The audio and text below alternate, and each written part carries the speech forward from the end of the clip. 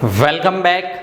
In last lecture, we studied about the force between two parallel straight current carrying conductors. So force per unit length equals to mu naught by 2 pi I1 I2 upon D, where I1 and I2 are current flowing from these two conductors and D is distance between them. In today's lecture, we will check the concept of if suppose two charges are moving with some velocity, then what is the force between them, and next is magnetic moment. So last lecture में हमने क्या पढ़ाया था आपको, if suppose there are two parallel current carrying wires, first one carries current I1, second one carries current I2. These two are separated by distance D.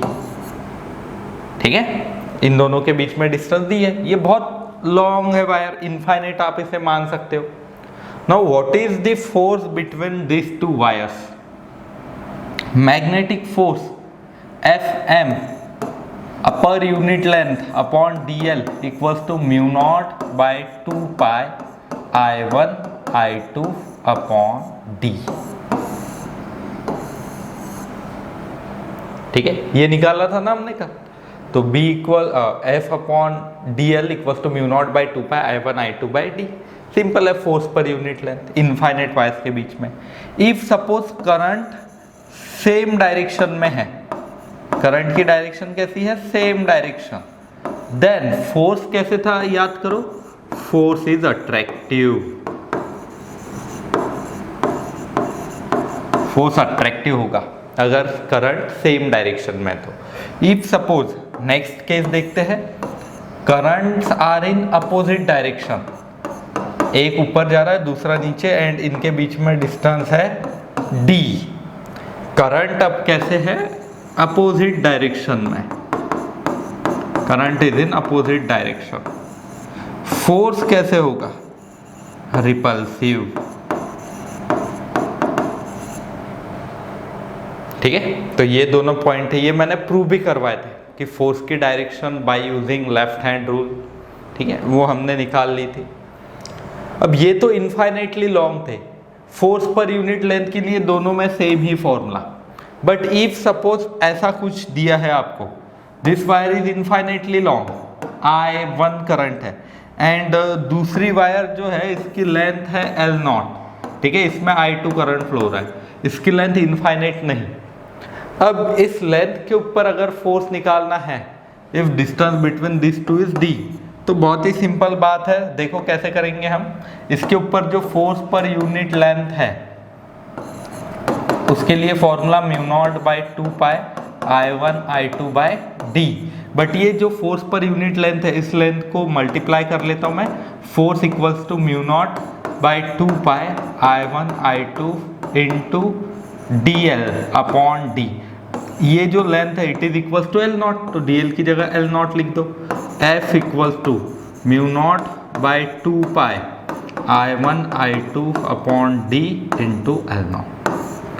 ये आया force. इतने simply निकाल सकते हैं.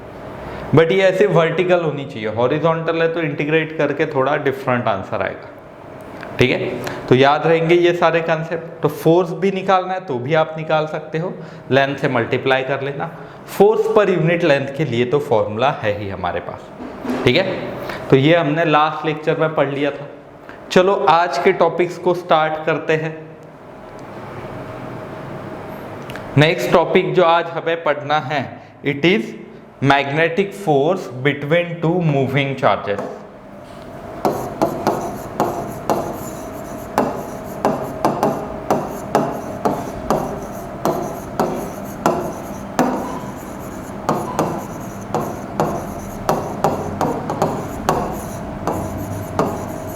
अगर दो मूविंग चार्जेस है तो उनके बीच में मैग्नेटिक फोर्स कितना हो सकता है. ठीक, तो मैं कंसीडर करता हूँ, let's say charges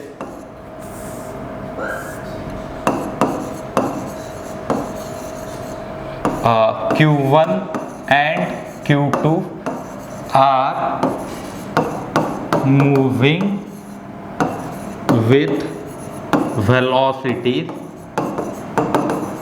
V1 and V2। ठीक है, दो चार्जेस है Q1 Q2, V1 V2 velocity से मूव हो रहे हैं। एट एन इंस्टेंट, एक इंस्टेंट पे the distance between them is suppose R। ठीक है, तो मैं दो चार्जेस लिख लेता हूं यहां पे। ये है पहला चार्ज, ये है दूसरा चार्ज। ये मूव हो रहा है V1 वेलोसिटी से, ये हो रहा है V2 वेलोसिटी से। इनके बीच का डिफरेंस R आ गया एक इंस्टेंट पे। चार्ज है Q1 पहले का, दूसरे का चार्ज है Q2। Then there exist one force between two, and वो फोर्स कितना होता है? देखो, इफ सपोज ये मूव नहीं होते, सिंपल ऐसे दो चार्जेस है, first one is Q1, second one is Q2, इनके बीच का डिस्टेंस है R। अगर ये मूव नहीं हो रहे, रेस्ट पे है, तो इनके बीच में एक फोर्स एक्ट होता है। कौन सा force? Electrostatic force. Coulomb's law से देते हैं ना electrostatic force F equals to electrostatic, E लिख रहा हूं मैं यहाँ पे, 1/4πε0 Q1 Q2 अपॉन R²। ये था फोर्स। तो इलेक्ट्रोस्टैटिक फोर्स कितना होता है? 1/4πε0 Q1 Q2 R²। ये फोर्स कब लगता है? अगर दो पार्टिकल रेस्ट पे है तो सिर्फ एक ही फोर्स लगेगा। अगर दोनों चार्ज पार्टिकल मूव हो रहे हैं with velocities V1 and V2, then अब देखना क्या होगा। अगर ये मूव हो रहे हैं with velocities V1 and V2, तो इनके बीच में इलेक्ट्रोस्टैटिक फोर्स तो होगा ही। ये जो फोर्स है इलेक्ट्रोस्टैटिक फोर्स तो होगा ही, ये तो रहता ही है। Charges separated by some finite distance experiences of force known as electrostatic force. Electrostatic force हो गई, साथ में इनके बीच में मैग्नेटिक फोर्स भी होगा। तो इलेक्ट्रोस्टैटिक फोर्स क्या करता है? लाइक चार्जेस है तो रिपेल, ये लाइक है ना दोनों, लाइक चार्जेस को इलेक्ट्रोस्टैटिक फोर्स रिपेल करेगा। तो यहाँ पे भी सेम थिंग, लाइक चार्जेस है तो इलेक्ट्रोस्टैटिक फोर्स क्या करेगा? इन्हें रिपेल। बट साथ में ही अगर ये मूव होते हैं तो moving charges experience magnetic force also. तो इलेक्ट्रोस्टैटिक फोर्स के साथ कौन सा फोर्स रहेगा? Magnetic force. दोनों सेम डायरेक्शन में मूव हो रहे तो अट्रैक्टिव रहेगा ये। ठीक है, एंड दोनों अगर उनकी पोलैरिटी सेम है तो दोनों पॉजिटिवली चार्ज है या फिर दोनों निगेटिवली चार्ज है, तो इनके बीच में मैग्नेटिक फोर्स भी रहेगा। इस फोर्स के लिए वैल्यू होती है F magnetic 1/4π Q1 Q2 upon R² into V1 V2। ये है मैग्नेटिक फोर्स का फॉर्मूला। याद रखना है आपको कि अगर पहला चार्ज जिसके मैग्नीट्यूड Q1 है, दूसरे का Q2 है, V1 V2 स्पीड से मूव हो रहे, तो इनके बीच में जो मैग्नेटिक फोर्स होता है वो कितना होता है? μ0/4π Q1 Q2 R² into V1 V2। And उनके बीच में इलेक्ट्रोस्टैटिक फोर्स भी एक्ट होगा। Electrostatic force 1/4πε0 Q1 Q2 R²। ठीक है, तो ये है कूलम्ब्स लॉ।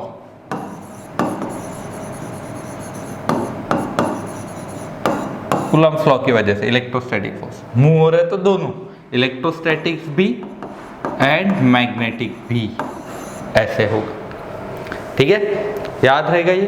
तो इसे देख लो, मैं इसके ही कुछ और इंपॉर्टेंट पॉइंट्स आपको समझाता हूँ।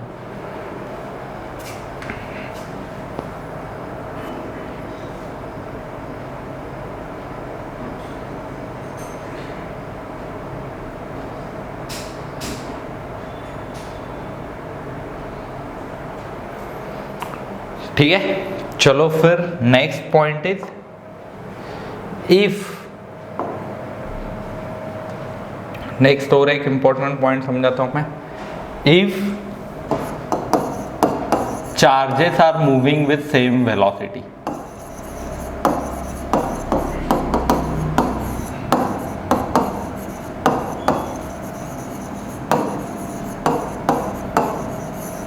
कि दोनों चार्जेस सेम वेलोसिटी से मूव हो रहे हैं। देखो ये है पहला Q1, ये है Q2, ये V1, ये पहला V1 स्पीड से मूव हो रहा है, दूसरा V2 स्पीड से, इनके बीच का डिस्टेंस है R। तो इनके बीच में इलेक्ट्रोस्टैटिक फोर्स होगा, कितना होगा electrostatic force? F equal to 1/4 pi epsilon not Q1 Q2 upon R square.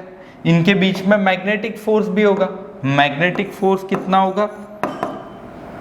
Mu naught by 4 pi, ठीक है, mu not by 4 pi Q1 Q2 upon R square into V1 V2 that is V square, ये होगा। अगर मैं इन दोनों को divide कर लूँ, अगर मैं डिवाइड कर लूँ 4 पाई गेट कैंसल्ड, ठीक है, Q1 Q2 get cancelled, R square भी कैंसिल हो जाएगा। क्या मिल रहा है हमें? देखो ये ऐसे मिलेगा, F electrostatic upon F magnetic equals to 1 upon epsilon not into mu not, ठीक है, इंटू V स्क्वायर, ये होगा 1 upon epsilon not mu not into V square. अब आगे हमें एक यूनिट भी है EM वेव्स, इलेक्ट्रोमैग्नेटिक वेव, उसके अंदर एक फॉर्मूला होता है, उस फॉर्मूले को मैं यहाँ पे लिख के देता हूँ, आपने भी मार्जिन के ऊपर लिख लेना इस फॉर्मूले को। 1 upon under root mu 0 epsilon 0 equals to C, where C speed of light. Electromagnetic wave होती है ना, इलेक्ट्रिक फील्ड भी होती है उसमें, मैग्नेटिक फील्ड भी होती है, उसके बारे में भी डिटेल हम आगे पढ़ेंगे, बट एक फॉर्मूला याद रहेगा आपको, 1 upon under root mu 0 epsilon 0 equals to C, squaring both side 1 upon mu 0 epsilon 0 equals to कितना आ रहा है? C square. तो ये मैं यहाँ पे सब्स्टिट्यूशन रख देता हूँ, तो F electric upon F magnetic equal to C square by V square, और F electric upon F magnetic equals to C upon V whole square.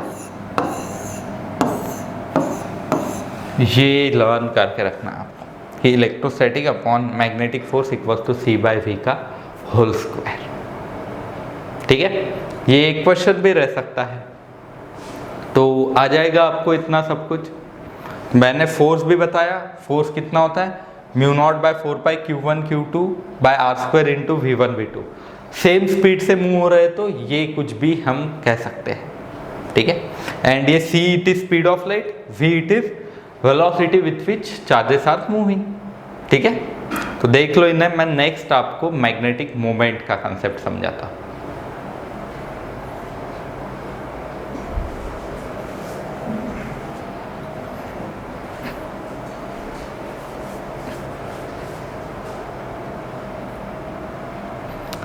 ठीक है, देखो नेक्स्ट जो हमें कंसेप्ट चेक करना है that is magnetic dipole moment, और जिसे मैग्नेटिक मोमेंट भी कहते हैं। इट इज वेक्टर क्वांटिटी, ये एक वेक्टर क्वांटिटी है, एंड वेक्टर क्वांटिटी है तो इसका कुछ डायरेक्शन होना चाहिए। वेक्टर क्वांटिटी की डायरेक्शन होती है ना, तो इसकी डायरेक्शन होती है एरिया वेक्टर के तरफ।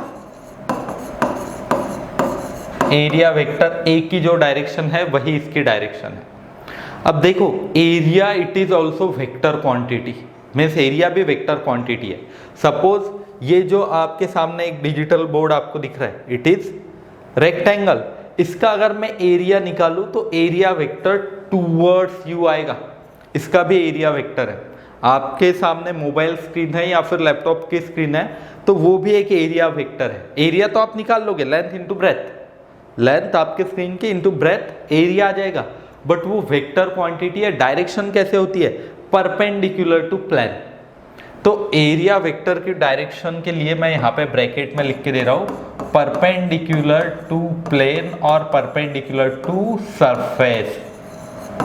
सरफेस को परपेंडिकुलर होता है एरिया वेक्टर। जैसे अगर ये प्लेट है तो इसका एरिया वेक्टर, ये मैंने डॉट आपको बता दिया, बाहर होगा। समझ आ रहा है आपको? तो area it is vector quantity, and अगर मैग्नीट्यूड निकालना है आपको एरिया का तो length into breadth, and direction निकालनी है तो डायरेक्शन ऐसे आउटवर्ड्स। समझ आ रहा है आपको? तो एरिया वेक्टर ए की तरफ ही मैग्नेटिक मोमेंट होगा। अब इसे डिफाइन कैसे करते हैं? तो magnetic moment is given by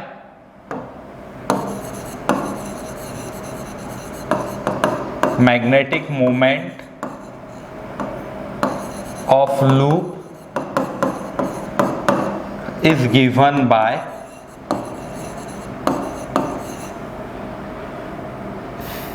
m equals to n times current into area। ये है एरिया वेक्टर की तरफ मैग्नेटिक मोमेंट होगा। मैग्नीट्यूड ऑफ m अगर मैं निकाल लूँ तो n i a, इसमें ये n i a ये क्या है देख लेते हैं। ठीक है, capital N is nothing but number of turns, कितने टर्न्स है लूप के अंदर, एक ही टर्न है लूप के अंदर, चाहे सर्कुलर रहो रेक्टेंगुलर रहो, एक ही टर्न है तो 1 लिख देंगे हम। करंट इनटू एरिया सिर्फ इतना ही डिफाइन करेंगे। सो n is number of turns, I is current through loop, current through loop, and A is area vector. ठीक है, एरिया ऑफ लूप, ये सारी बात है। तो कोई भी लूप का अगर मैग्नेटिक मोमेंट निकालना है तो आप क्या करोगे, एन आई इंटू ए, सिंपल है। वेक्टर एरिया वेक्टर, जैसे अब देखो सर्कुलर लूप है, ऐसे करंट फ्लो रहा है तो मैं एरिया वेक्टर इसको परपेंडिकुलर बताऊंगा, क्रॉस बता दूंगा। क्लॉकवाइज है ना, फील्ड इनवर्ड होगी तो मैं क्रॉस बता दूंगा कि एरिया वेक्टर ऐसे होगा कुछ। ठीक है, यहाँ पे ऐसा लूप है, ऐसा ऐसा करंट फ्लो रहा है तो मैं डॉट से बता दूंगा area vector. And magnetic moment निकालना है तो करंट को एरिया से मल्टीप्लाई करना है, सिर्फ हो जाता काम। ठीक है, इतना सिंपल है, आ जाएगा। तो इसके ऊपर बेस्ड ही कुछ क्वेश्चन करते हैं, सिंपल फॉर्मूला NIA, कुछ क्वेश्चन सॉल्व करके देखेंगे।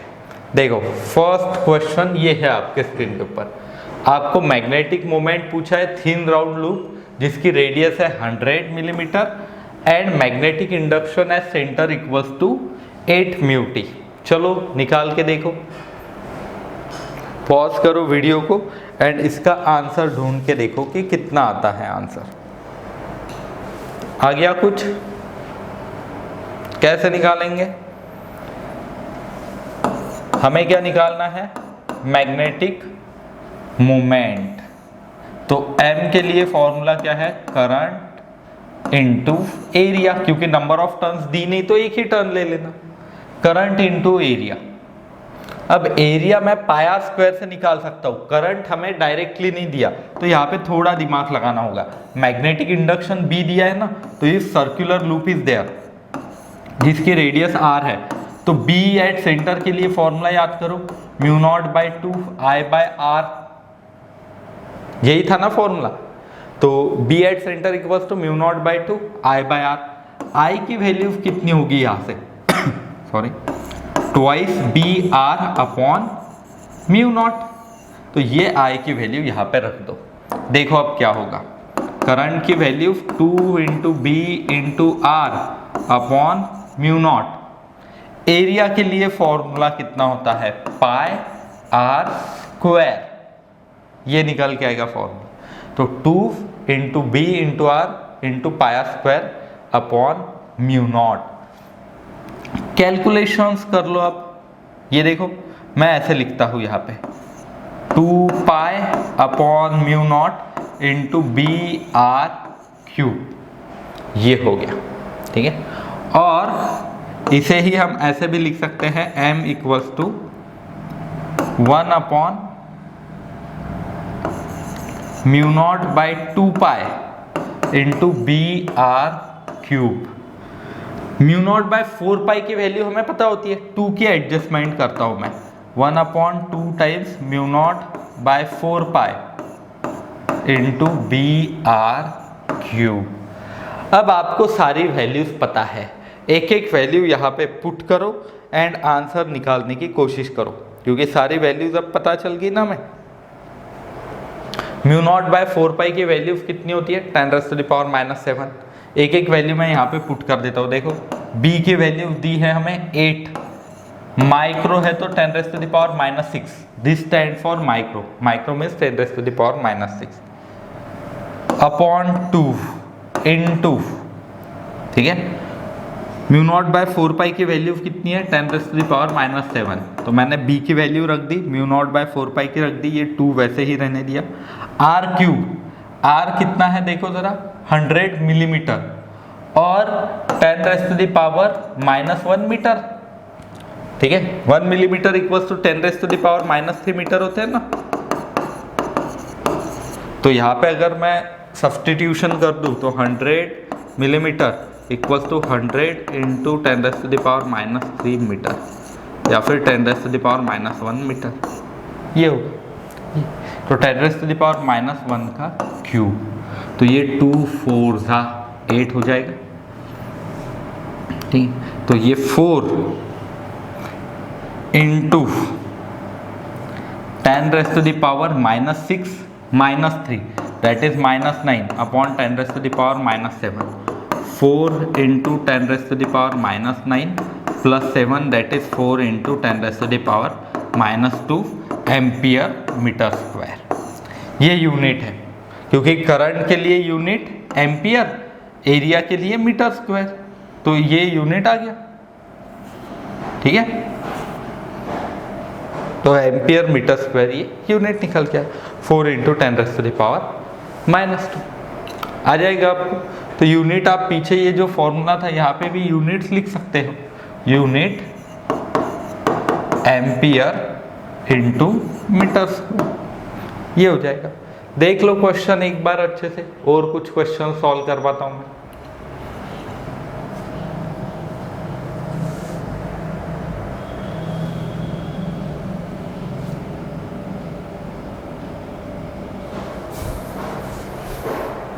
ठीक है, चलो नेक्स्ट क्वेश्चन देखते हैं। क्या दिया है हमें, find magnitude of magnetic moment of loop ए, ठीक है, इस लूप का मैग्नेटिक मोमेंट निकालना है हमें, ए बी, उसके बाद C D E F A, इस लूप का मैग्नेटिक मोमेंट निकालना। इस साइड, हर एक इसकी साइड दी है हमें 10 सेंटीमीटर की, and current is 2 ampere, current इसमें से 2 एम्पियर है। तो पहले अच्छे से समझो, यहां पे मुझे 2 लूप नजर आ रहा है, एक ये येलो शेप से बताया मैंने, एंड एक ये वाला लूप, 2 लूप है, ठीक है, एक ये लूप एक ये लूप। अब मुझे क्या करना होगा, इस लूप का अगर मैं मैग्नेटिक मोमेंट निकालूं तो एक लूप का आएगा ऐसे आउटवर्ड, ठीक है, अगर समझो ऐसा एंटी क्लॉकवाइज करंट फ्लो रहा है तो एक मोमेंट आएगा आउटवर्ड एंड एक आएगा अपवर्ड, मीन्स 2 मैग्नेटिक मोमेंट आएंगे। मैं 3D में अगर ड्रॉ करूं तो एक आउटवर्ड, ये ऐसा एक आउटवर्ड एंड एक अपवर्ड, ये आउटवर्ड है तुम्हारी तरफ है, दोनों के बीच में एंगल 90 है, एंड सिंस ये दोनों देखो दोनों आइडेंटिकल है, लेंथ तो सेम ही है ना 10 सेंटीमीटर की, तो एक का मैग्नेटिक मोमेंट आएगा टूवर्ड्स यू, एक का मैग्नेटिक मोमेंट आएगा अपवर्ड, दोनों के बीच में 90 डिग्री का एंगल है, and this two are vector quantity, magnetic moment vector quantity है ना, तो रिजल्टेंट मैग्नेटिक मोमेंट जो होगा वो वेक्टर एडिशन से करना होगा। वेक्टर एडिशन कितनी आती है, a² + b² plus twice AB cos theta, यही है ना वेक्टर एडिशन। थीटा कितना है यहाँ पे 90 डिग्री, तो cos 90 0, √a² + b² और √m² + m² और √2m²। ऐसे क्यों किया, क्योंकि दोनों की डायरेक्शन अलग अलग है, इस वजह से वेक्टर एडिशन करके निकाल रहा हूं मैं। आंसर आ रहा है √2 × m। चलो फिर अब m निकाल लेते हैं। पहले हमें ये तो समझ में आ गया कि √2 × m निकालना होता है, तो m net equals to √2 × m। m की वैल्यू कितनी होगी, करंट इनटू एरिया। करंट कितना फ्लो हो रहा है, करंट इज 2 एम्पियर, तो मैं यहाँ पे 2 लिख लेता हूँ। Area, area is nothing but side square, तो ये 10 सेंटीमीटर है, ये भी 10 सेंटीमीटर होगा, 10 सेंटीमीटर ही है ना, तो area is nothing but L square, और 2√2 L की वैल्यू 10 सेंटीमीटर और 10 इंटू 10⁻⁻2 मीटर इसका होल स्क्वायर, तो 2 इंटू √2 10⁻⁻1 का स्क्वायर और 2√2 10 इंटू 10⁻⁻2 एम्पियर मीटर स्क्वायर। यह आया मैग्नेटिक मोमेंट। ऐसे तो सिंपली आप डायरेक्टली ऐड मत कर लेना, कुछ स्टूडेंट इसका 4 आंसर निकालेंगे, इसका 2 4 आंसर नहीं। Why this is so, because these are vector quantities. ये कौन सी क्वांटिटी है? वेक्टर। तो डायरेक्टली नहीं ऐड कर सकते, आपको वेक्टर एडिशन ही करना होगा एंड ऐसे कुछ आंसर निकालना होगा। ठीक है, फिर तो आ जाएगा आपको इतना। तो ये था आज के लेक्चर के लिए। नेक्स्ट लेक्चर में मैं टॉर्क समझाऊंगा, इसके ही ऊपर से टॉर्क और आगे पढ़ेंगे हम, एंड फिर गैल्वानोमीटर, मूविंग कॉइल गैल्वानोमीटर, वो भी समझाऊंगा। करंट इलेक्ट्रिसिटी में मैंने डायरेक्ट उसके करंट वाले एप्लीकेशन बता दिए थे, अंदर क्या स्ट्रक्चर रहता है वो हम नेक्स्ट लेक्चर में चेक करेंगे।